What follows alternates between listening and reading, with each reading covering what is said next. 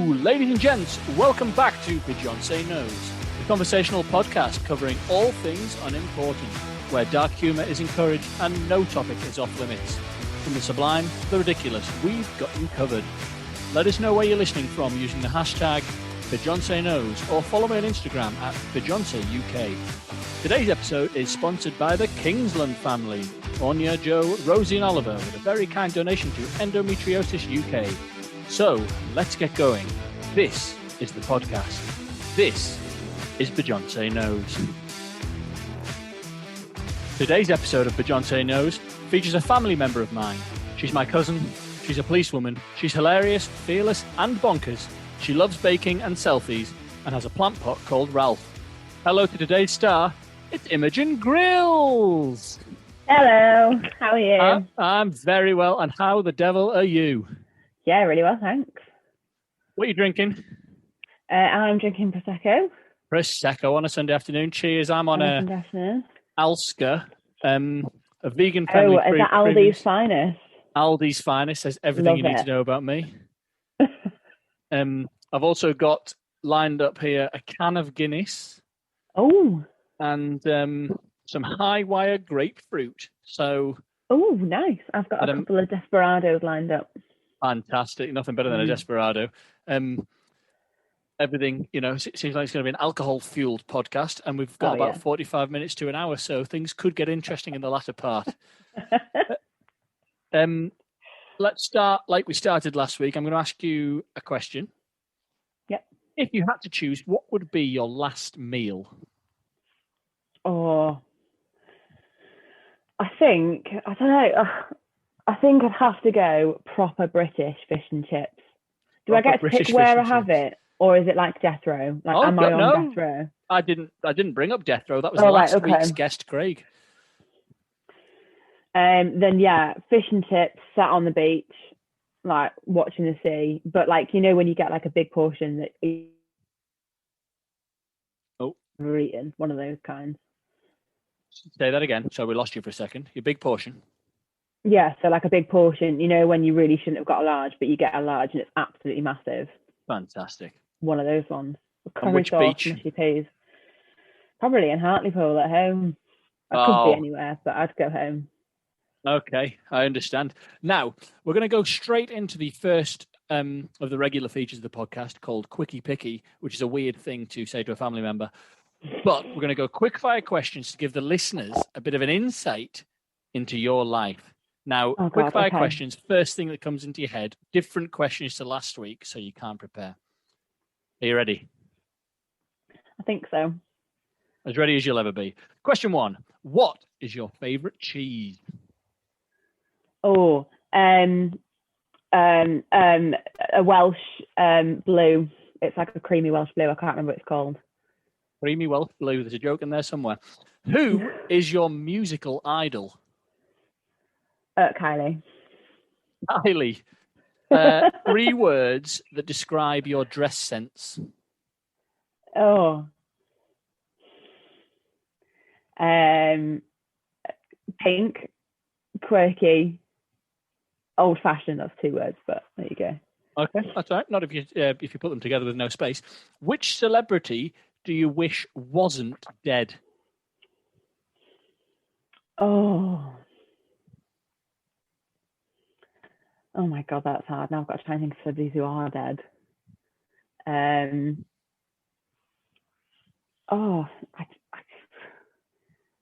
You've lost me on that one. First thing that came to my head was Michael Jackson, and I don't know why. I think I'd quite like to know what actually happened. Okay, so we're uncovering crimes. I see the investigative side of you coming out. Yeah. Which celebrity do you wish was dead? Oh, Beyonce. So then you could get straight up there. See, okay, so Beyonce would take over 100%. Top of the Onse charts. What's your favourite thing about coronavirus? A favourite thing about coronavirus?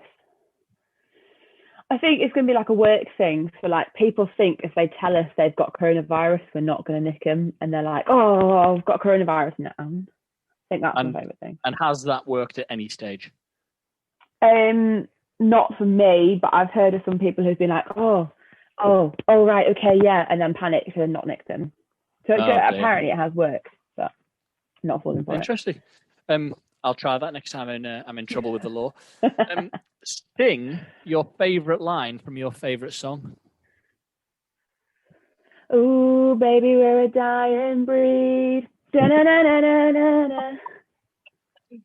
And finally, do you think Beyonce Knows is the greatest podcast on planet Earth? Oh, 100%. Without question. You heard it here first. That was good. We've learned a few things. I definitely want to come back later on to the mindset of criminals saying, "I've got coronavirus, don't arrest me." In fact, let's talk about it now.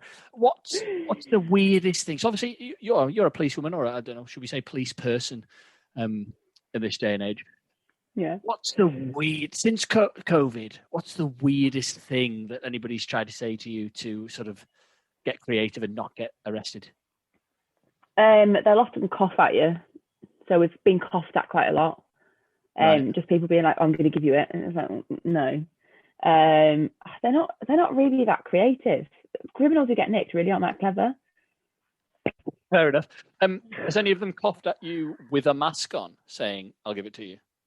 Oh yeah, because a lot of the times we ask them to put a mask on, and then if they do, they're nice. And they're like, "Oh, hang on, let me think. Oh yeah, coronavirus. Oh, I've got coronavirus," with a mask on, and then. Fantastic. Really, yeah. But they're the kind of under nose mask wearers. So. Oh, the ones. Have you seen that meme where it says wearing a mask with your nose out is like having your willy hanging out the top of your boxer shorts? Exactly. That's maybe one of my favourite things to come out of coronavirus. Yes, it's possibly one of my favourite things.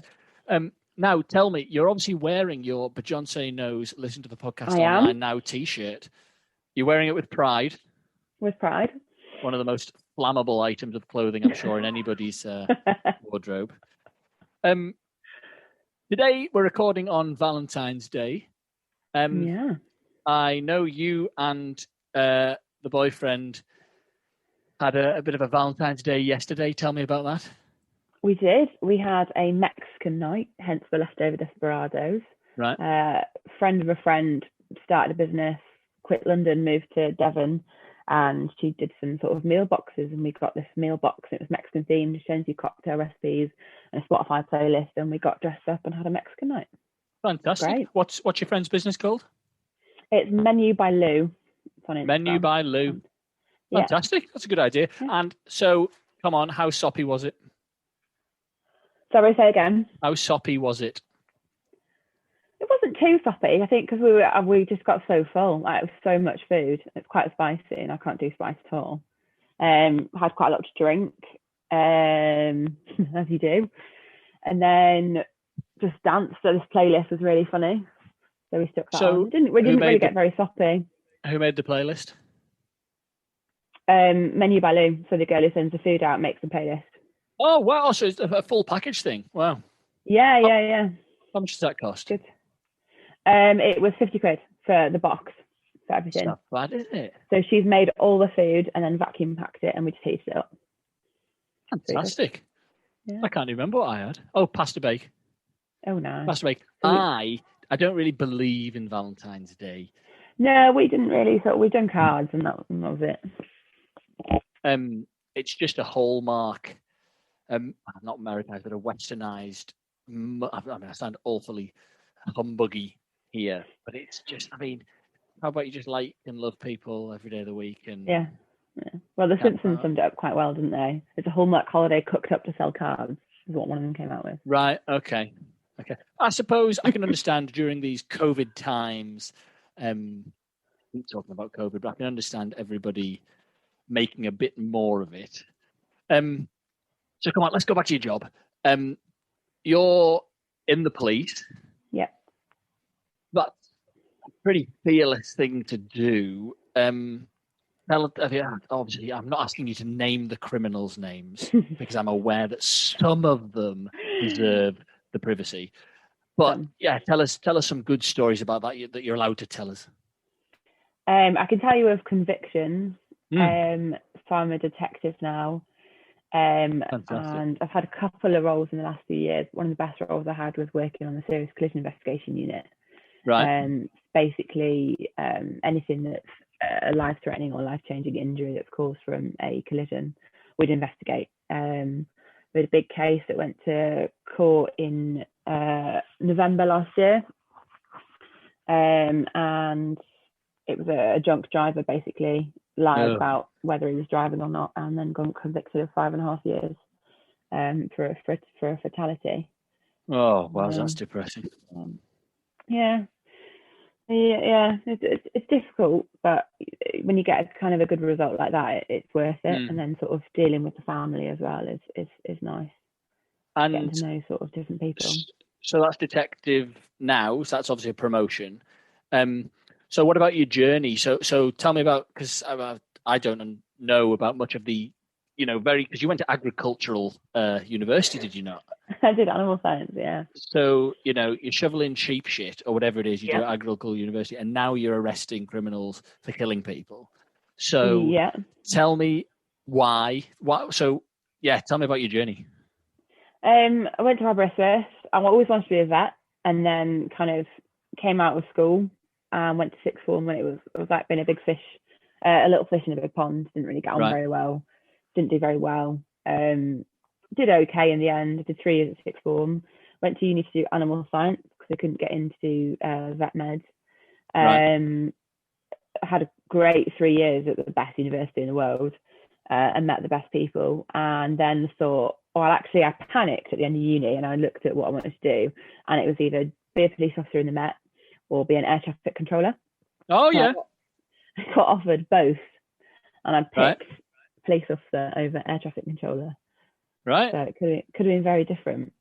So what's police training like? Because I've obviously seen the photos of the graduation and stuff, but what's that training? Because when you go from not being in the police to day one of what's the training like? What sort of things do you have to learn?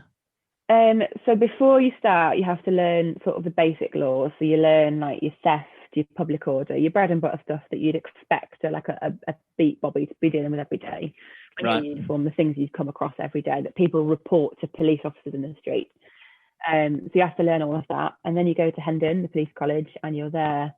I think I was there between the end of November, so it was December, January, February, so like 3 or 4 months, and you're basically in lessons, and you're learning the law, and you're learning why we do things, and then you have practicals, which is like the how to arrest, how to search, that sort of thing, all the practicalities of it. You do sort of coach patrol where you go out on the street with a team, and you're sort of their little probationer, and then you work with them. Okay. And how to search, is that different when you come against some 6'4" strapping hunky bloke? Is that where you really have to search more thoroughly?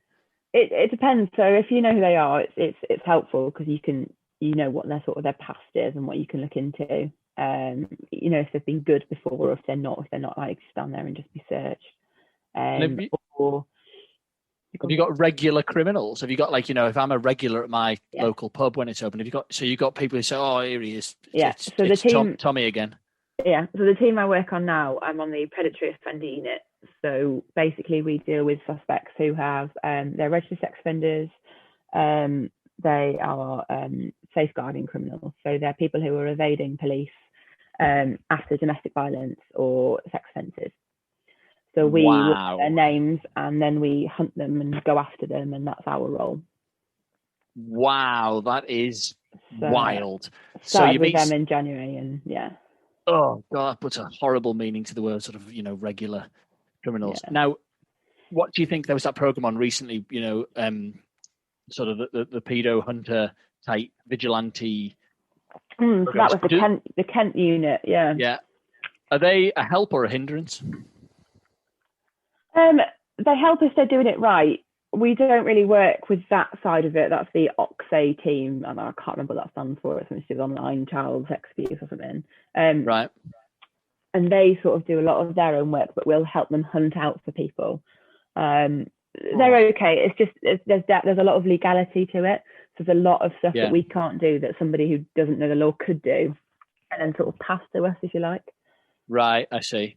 Whereas if we know that we're doing it, there's loads of authority we have to get and stuff. Okay. On that, what does citizen's arrest mean? Because the only time I've ever seen it attempted was some handbag wielding, late middle-aged Glaswegian lady shouting "Citizens arrest! Citizens arrest!" to some bloke who she thought had nicked something out of a corner shop in Glasgow. What does citizens arrest mean? So the law in Scotland is completely different. So we have no powers in Scotland whatsoever. Right. We're only England and Wales. But a citizen's arrest, I guess, in a way, is kind of if you suspect somebody of committing a crime, under common law, you're allowed to detain them and assist a police officer in their role. But what if the person says, "Shut up, mate. You're not a policeman"? Then you can sort of, I reasonably believe that person was committing a crime. I detain them until the law enforcement could get there, sort of thing. Oh wow! And what about doesn't happen very the people, the high vis wearers who get about as much abuse as car park wardens, the community support officers? What's their role? They've got quite a good role in London. Yeah, it's difficult. So when I was there's two branches in the Met. There's the traffic officers and there's the neighbourhood officers. The neighbourhood officers are really good like intel gathering. So they go around people's houses, they go to check on the old people. They sort of do like burglary safety sort of stuff. They haven't got the powers that police officers have, but they get the intelligence and they put it together. Right. And then the traffic sort of community support officers do a lot of the tickets, the red routes in London, the bus stuff. Right. They are really a useful role, I think, at least in London anyway, or maybe where you haven't got as many police officers that can get where as quickly. They're at least there to kind of look like a bit of a presence, but they can't really do much. So would they have to say citizens arrest or citizens arrest? Like I heard they could probably detain somebody if they really could justify it. But right, okay, they're more there for sort of the professional witness, they like to call them as well. Right, okay. I'm just trying to understand because I've got some big crimes lined up, you see, so I need to. Okay, yeah. Well, let me know if you get away with anything. Yeah, that's fine. That's fine.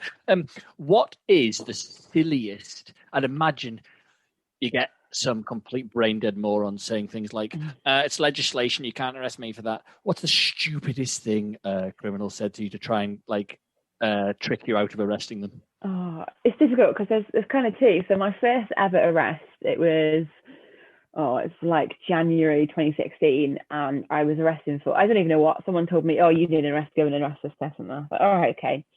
Turned up and she was arrested for a public order offence and she cursed me on the spot. Right. So if you arrest me, I can't remember exactly what she said, but she cursed my love life and my career. Which she obviously knew very well, yeah. Obviously, yeah. And that's a really odd one. And I think one of the other funny things that people just aren't aware of is that every time you go around to arrest somebody at their house, they're like, "Oh, you haven't got a warrant. I'm going to see your warrant." You're like, "Well, I don't actually need a warrant." Right. Oh, don't you? No, it's really American. So you think someone comes to your house and I'm looking for John Harris, looking for Beyonce, and you're like, "Sorry, have you got a warrant?" And it actually, if there's a power of arrest there, you can go in. Wow. A lot of people are very American and they get very, "Oh, you haven't got a warrant, you need a warrant," but you don't. So what you're saying is if the Beyonce Knows podcast doesn't take off and if I decide to become some sort of vigilante community support officer, I can go into anybody's house because I've got reasonable if you've got reasonable grounds for suspecting they've committed an offence and you know that they're in the property, you don't need to warrant. So what about when it snows like it has done recently and then there's the one house in the street that's got no snow on the top because quite clearly they're hooking up the weed in the roof? Straight in there with the high vis on. It's probably where you'd get a warrant. Right. I see. Yeah. Okay. How realistic is Brooklyn Nine-Nine? Oh, super realistic. Love it. Yeah. I've spoken to friends of mine who are lawyers, and they've said that Suits is, uber realistic. I would imagine Brooklyn Nine-Nine is exactly the same. It's very American, but yeah. What do you think of Line of Duty? Love it. Can't wait for the next series to come out. Can't wait. I'm assuming Hastings is the favourite character. Yeah. Oh, Hastings. Yeah. Well, I haven't just given away his full name, have I? I don't know. I quite like Martin Compton. Who does he play? Oh, see, this is where I'm going to look like an idiot because I can't remember his name. I mean, look you know who Martin Compton is, so I mean, I'm more of an idiot, I think. He's the Scottish one who's not actually Scottish in Line of Duty. Oh, yeah, he's been in some other stuff, which we won't name, he's mainly been in because I loads don't of know what it is. Yeah. Yeah, and Vicky McClure's really good as well, but I Yes. don't know her name in it either. Yes, I do like Line of Duty. It's obviously, well, is it completely realistic, or in the UK do we have these factories that are traveling and ferrying millions of pounds worth of drugs around? Is that real? Yeah, probably. We've got such units that deal with all that stuff that we have no idea about. And you turn up something and they're like, oh, actually, would you not? We're doing something on it next week. And you're like, oh, that's exciting. But there's a huge anti-corruption lead in the Met. And every police force has their own individual Department of Professional Standards. So if you do anything out of line or you get a complaint, you get investigated for that, and that's run by those people. And then Hastings turns up from AC-12, and you're in the slammer. Yeah, so anti-corruption, AC-12, yeah. Fantastic. What's it like being a woman in the police? Have you been subject to abuse because you're perceived to be less strong or anything? Have you had any sexist abuse? Oh, all the time. But I think it almost makes it easier because there's another girl on my team and the rest of the team are all lads and there's 8 of us. And me and the other girl will turn up to something. And the guy even said to us, oh, I'm not going to fight with you because you're girls. So he just came with us. And he's got a history of being violent with other police officers. I don't know whether it's that girls are sort of almost better at talking people round and being like, this is a situation, this is what's going to happen, you're going to come with this one way or another sort of thing. And normally they're like, oh, I don't really want to beat a girl up, which is still quite nice. It's very respectful, obviously. Yeah. But yeah, a lot of the times. But there is always that, oh, actually, she's a girl, I reckon I could outrun her, or I reckon I could out hit her, or... Oh, have you ever had to chase anybody and like trip them up using like a fork, or not a fork? Obviously, that's a very small kitchen implement, like you know what I mean, a rake or anything like that. I wish. No, sadly. You haven't had to hop over multiple fences like in a Simpsons episode or something stupid? I had to hop over half a door a couple of weeks ago and I fell over, so I don't think I'll be repeating that anytime soon. It was awful. Oh, fantastic. Oh, that is good. I mean, it's just so interesting, the police, because we all, when you're not in the police, obviously I am, a vigilante citizens arrest obviously wannabe. But when you're not in the police, I guess none of us know it's viewed, and absolutely rightly so. You've been on the very much the front line, especially during COVID and everything, because I guess criminals they just get creative in times. I mean, there's obviously loads of cybercrime, and they just get creative now, sending out fake vaccination. Oh yeah, and that old woman who got given a vaccination and was made to pay. Oh yeah, it's horrible. But they just get. I guess you've just got to evolve with the times, because people get creative. Criminals are criminals, and they'll get creative. Whatever the situation in the world is, they'll just find a way. I'm still yet to hear back from any of the Nigerian princes who've promised me $20 million. So, I mean, maybe some of those guys are criminals, but what if, Maybe if they're legit, maybe there's, a Nigerian prince who really wants to marry him. And look, anything for $20 million. Yeah. Talk about money. Did you have a Euro Millions ticket? I did not. Was it last night? Got to be in it to win it. Yes, me and my friendship group had £220 accumulative money's worth of tickets, and we won £40 and 40p. Oh, how many were in the group? We lost almost 180 quid. Yeah, but how many in the group? There's 11 of us, 20 quid in each. I mean, nice. If that math is incorrect, then whatever.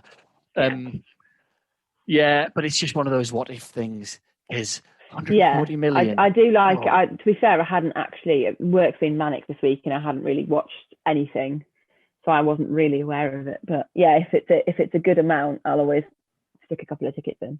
Well, it's 163 million or something silly on Tuesday. Oh well, let's do it. Yeah, definitely. We need to win it. I think that's probably a good time to go to the ad break. So thank you for that. We'll hopefully cover some more topics when we come back. The wind brushing gently through the trees on your favourite woodland walk. The perfect picnic spot on your beloved beach. the sun rising proudly over the hills in the distance as your grandchildren play swing ball in the garden. Those moments that loved ones cherish forever. But when you're dead, who's paying for your arrogant 12-car funeral procession? Sign up to a funeral plan today with Cherished But Perished. 50% off if you've had COVID-19 with a discount code from Coughing to Coffins. Terms and conditions apply. Have you made a pallet bar in your garden during lockdown? Do you want to sell it? Because if you're honest, it's a bit shit.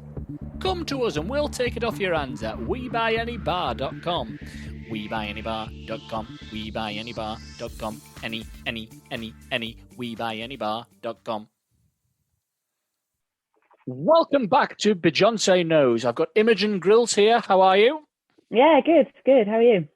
I'm very good. Thoroughly enjoying this. A couple of beers in, so we're getting a bit looser. We've covered citizen's arrest and my personal fight against crime. I want to go back to agricultural college because what is that? Well, it wasn't quite an agricultural college. It had an agriculture and like farming side to it. Right. But Aberystwyth University, best place on the planet. Oh, really? Wow. I thought it was about 8 people in Aberystwyth. Yeah, there are. That's why it's fantastic, because there's more pubs than people. my kind of place. I think it legitimately has the highest ratio of pubs to population in the country. Well, fantastic. Yeah. Can't go wrong with nightclubs, but and okay, so that was before your current career. Mm-hmm. What about after? What's or anything else? What's the long-term goal? Because you're in London at the moment, aren't you? Yeah, we're still in London. We don't want to be in London forever. We moved slightly further, outside London. Bless you. Recently. I think that's the first. It's going down too well. That's the first live burp on Beyonce Knows. What a historic moment. It's a beer. Blame the beer. Just say it was me. Well, yeah, it's fine. Yeah, it was done. We've sort of moved slightly west. We were in central and we just hated it. People were awful. The traffic was awful. There was no green space. And now we're sort of out further west and we're absolutely loving it. Yeah. All the green space right by the river. It's just really nice. And yeah, long term's what? Get a bit further out of London into the leafy suburbs of Surrey. Or pick somewhere that we could both work. So I think for us, it's like me holding us back work-wise, because I have to pick a force and transfer to that force, and then there's sort of some things that go around that. So Colin's family are all South Wales and ours are all up north, so it's just picking somewhere. Right. And his business is photography, right? Yeah, so he's a network IT engineer and a photographer. So he has a full-time role and photography on the side. Fantastic. Yeah. And what's the name of his photography? Give it a plug for the listeners. It's Colin Jones Photography. On Instagram. Follow him now. Instagram, yeah. And his you can thank me for the 3 or 4 followers that you might get. Yeah. Well, he's doing it. To be fair, lockdown's been quite good. He had a lot of weddings booked, and unfortunately, they've all been put back. Yeah. But he's doing a lot of product stuff. So our flat becomes a photo studio at the weekend, and he just gets all his gadgets out and takes all these photos of anything and everything. Fantastic. But yeah, it's going really well. Good. And so you're going to be an auntie. I know. That's pretty exciting. For those who don't know what an auntie is, that's Imogen's sister having a baby. Yeah, it's really weird. Why? I don't know. It's just really weird. I still feel like I'm 14. Tell your boss every single day. Don't tell any of those people that you're hunting. No, they're all over it. But yeah, she's a baby at the end of April. Yeah, end of April, which is mental. And are you going to be the disciplined auntie, the weird one, the fun one? How are you going to approach that? What do you think? Yeah, the weird one. Yeah, fair enough. Yeah. Oh, there's definitely a market for baby Beyonce Knows gear. Oh my God, isn't there? Oh, I know somebody who can make stuff. Let's get that done. Absolutely. Oh, fantastic. Yeah.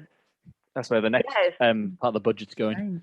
Oh, yeah. Well, it's weird because obviously, Rona and all that, haven't really seen her. So she told me she told me just for my birthday, actually. We were camping down in Devon and she rang me. And she told me then. And then I haven't seen her since we were all together in August last year. Then she rang me like 2 weeks ago and said, "Oh, we're picking up a car from London. Do you want to meet in a Tesco's car park?" So I did, and I saw her for the first time in months, and I've not seen her pregnant before, and we kept a distance. We were very sensible about it, and she's pregnant. It's really weird, really, really weird to take in. So she's showing, is she? Yeah. I suppose due in April shows what little I know about babies. I don't know how it works either. No, I haven't got a clue. Well, what I think happens is a man and a woman, right? Gonna move on from that immediately, given that we're related. Which celebrity did you say you wish wasn't dead? Michael Jackson. Michael Jackson. It was literally the first thing that came into my head. That's okay. And which celebrity do you wish was? Beyonce. Beyonce. Oh yes, of course. So my fame could blossom from the 75 followers I've currently got. Just looking at the questions I asked you earlier, your dress sense leads me on to what I said in the introduction. You love a selfie. How many do you reckon you've taken in any given day? See, I think I was maybe old me loves selfie, and a bit sort of more sort of lockdown chubby me isn't a fan. But don't be silly. I like a selfie because I'm taking it and I know the right angle and the right sort of face, I think. Right. But maybe a few. Well, I took a brilliant one. When we go into the police stations now, it was just put a mask on and you'd be fine. But now we have to go goggles, mask, plastic apron and gloves. And I don't know what good the plastic apron's doing particularly. So you look like a ninja on a ski slope. Yeah, I looked like I was going skiing because it was freezing cold. I'd wear a lot of pink at work. I don't really know why. I had a pink jacket on. I had my pink fluffy woolly hat on, and then these big goggles. And I was like, this guy was like, "Are you ready to arrest me? Or are you going skiing?" Witty banter of the criminal. Yeah, they can be really funny. Yeah, well, I'd imagine so. Yeah. I suppose. I mean, I'd rather you have to be more protected than not protected enough. But I suppose, what do I know about? I get it, but yeah. I'm just picturing you going now. I'd be absolutely terrified. I just give you my wrists. A lot of people do. I haven't done anything, but please arrest me. I'm so sorry. Yeah. Have you ever had to arrest another policeman? No, that gets done by our Hastings. DPS. Yeah, so that's what we do. Sometimes it can happen where you come across something and they need arresting and you find out they're a police officer and then you take them to a station where no one knows them. Right, okay. Like that. Yeah. Right. Oh, it's all very dramatic, isn't it? So come on, back to selfies. Have you got a good side and a bad side? Oh, yeah. So I think I'd always take a selfie like that way. That side. For the audio listeners, that's... Is the camera inverted? My your left side? Yeah. My left side, yeah. I don't know why I'd kind of always go that way. The right side's horrific, I'd say with the left. Do you know what I mean? Oh, yeah. Ooh, don't do nothing don't going do on that there. Way. Oh, goodness me. Yeah, but then it inverts if it's on a normal camera, which is weird. Right. I would say I have no idea what you're talking about, but I love a selfie. I was going to say, you're another one, aren't you? Oh, absolutely love them. And especially for the 75 followers of Beyonce UK. Those guys need to see this. They really do. And especially selfies with the incredibly geeky gaming-esque headset. I absolutely love it. Oh, look at this. This, Argos, 25 squirrels. Not a complaint. These, not quite so much. Have you done a photo shoot? I don't want to know if it was raunchy, but have you done a photo shoot with Colin in the house? No, I haven't. I've always sort of said like, let me know if you need somebody. He doesn't really like doing people that much. If it's not doesn't like doing people. You should hope not. Being a relationship. Not people, just person. Are you sure he hasn't said? Yeah, I'm all right. Maybe it's just me. I've got a few people lined got a model. Yeah, maybe.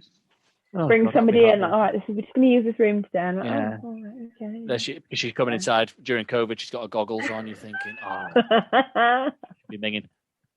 Yeah. No. No, he's a good man. No. So there was one other thing I wanted to talk to you about before we go to the last feature. Yeah. I mean, it might be boring, but I'll try it anyway to the people listening. But you are well and truly known as the favourite grandchild in our family. And I only say this because I am well and truly known as the least favourite grandchild in the family, the only male grandchild, but by far and away the least favourite. I'm saying this, I'm hoping some of the family might listen and boost me up a couple of spots. But what's it like at the top of the hill? I think I'm declining. I really think I'm declining. Why?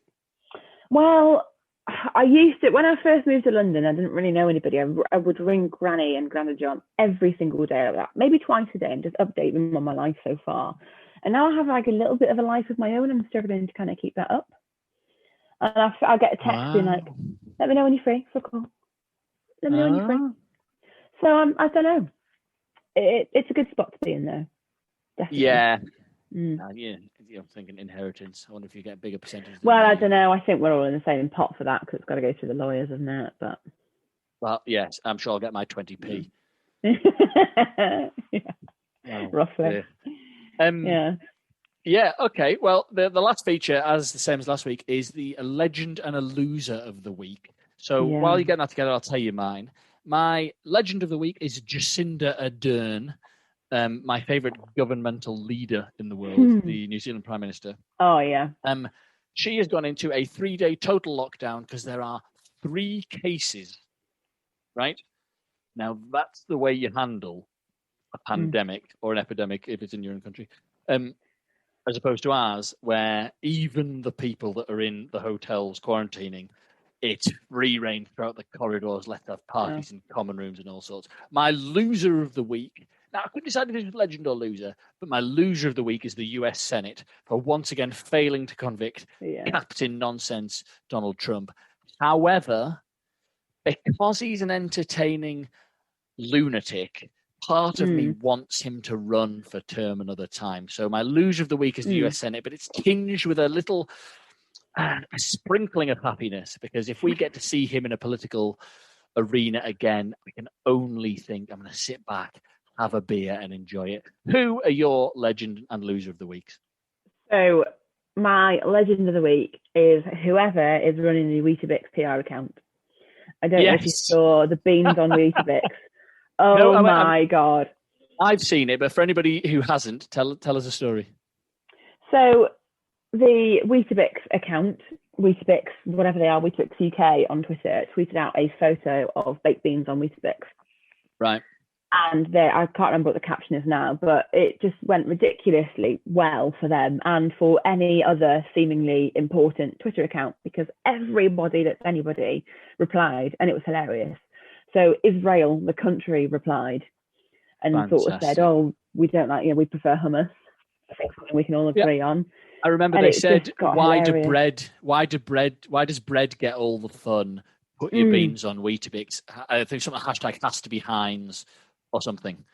It was mental, and then everybody jumped on it, which leads me to my loser of the week. Yeah, who jumped on it, and I just think he's an absolute knob. It was Jacob Rees-Mogg in House of Commons, referenced it quite funnily, and just went, "Oh, actually, I prefer Nanny's marmalade on toast." Nanny's marmalade on toast.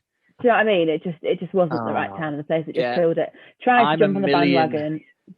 Yeah, he may as well have said, "I'm a million years old and I look like Wallace from Wallace and Gromit in human form."